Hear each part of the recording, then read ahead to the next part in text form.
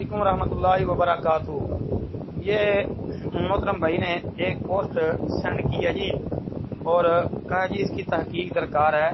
इसमें ये लिखा है कि जिस बंदे ने मगरब की नमाज के बाद अल्लाहुम्मा अजिरनी मिनन नार ये दुआ 7 दफ़ा पढ़ ली, दूसरी रात अगर इंतकाल हो गया तो जहन्नम की आग से पनाह लिख दी जाएगी।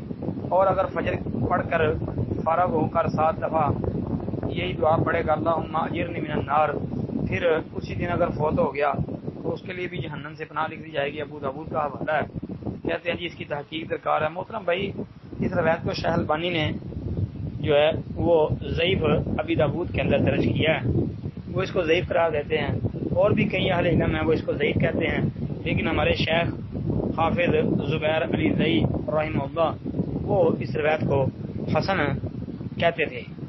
बहरहाल इसमें अहले इल्म मुहक्किकीन का इख्तिलाफ है, तो कई लोगों से हमारी इस मसले पर बात हुई है।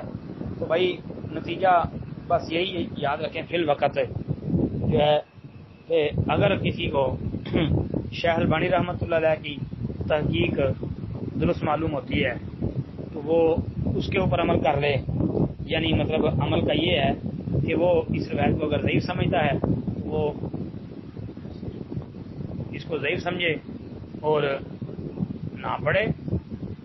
और अगर कोई बंदा शाह ज़ुबैर रहमहुल्लाह या उन जैसे दीगर अहले इल्म की तहकीक को दुरुस्त समझते हैं और हसन समझते हैं रवायत को, फिर तो उनके ऊपर ये ज़रूरी है कि वो इसके ऊपर अमल करें।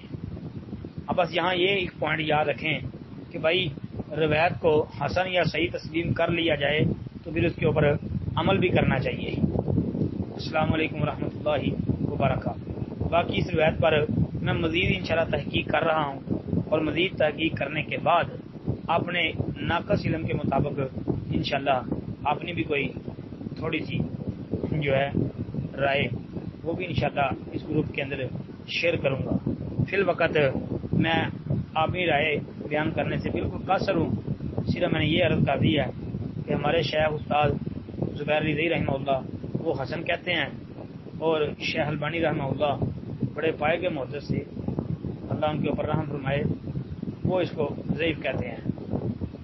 अल्लाह दोनों बुजुर्गों पर रहम फरमाए और उनके अलावा भी जो हैं अल्लाह उनकी भी हसनात।